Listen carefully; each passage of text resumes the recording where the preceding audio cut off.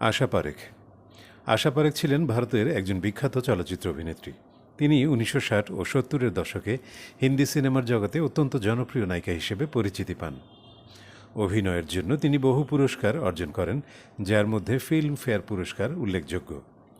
পরবর্তীতে তিনি চলচ্চিত্র প্রযোজনা ও টেলিভিশন জগতেও কাজ করেন।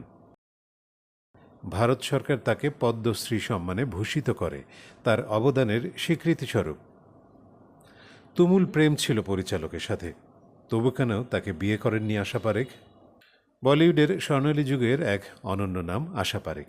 কটি পতঙ্গ, কারাভান, তিসরি মঞ্জিল, লাভ ইন টোকিওর মতো একের পর এক হিট ছবিতে নিজের ছাপ রেখে গেছেন তিনি। কিন্তু ব্যক্তিগত জীবনে সেখানেও তার গল্প যেন কম সিনেমাটিক নয়।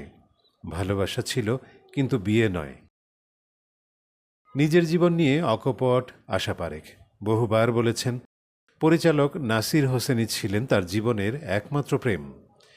তবে সেই সম্পর্ক কখনো বিয়ের পরিণতি পায়নি।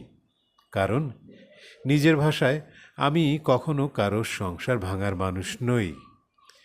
এক সাক্ষাৎকারে বিয়ে নিয়ে অভিনেত্রীর স্পষ্ট মত, বিয়ে মানেই শুধু সুখের রঙিন গল্প নয়, সেখানে ছাড় দেওয়াও জরুরি।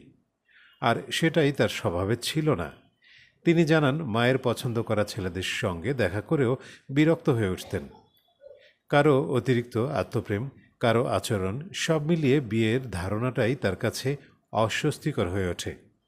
এমনকি সহ অভিনেতা রাজেশ খান্না ও বিনোদ খান্নার জীবনে প্রেম ঝামেলার অভিজ্ঞতাও তাকে ভাবিয়ে তুলেছিল।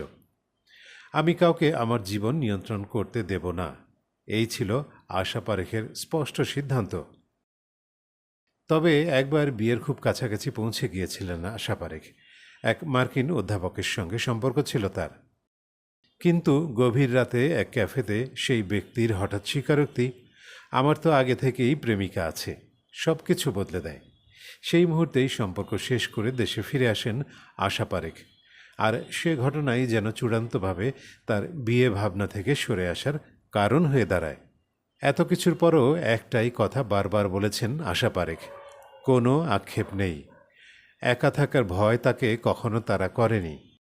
বরং নিজের মতো করে কাউকে আঘাত না দিয়ে জীবন কাটানোর মধ্যেই তিনি সুখ শান্তি খুঁজে পেয়েছেন। এক জীবনে একটাই প্রেম, আর সেই স্মৃতিকে সম্মান। এ দর্শনেই যেন আলাদা হয়ে ওঠা আশা পারেখের জীবনের গল্প।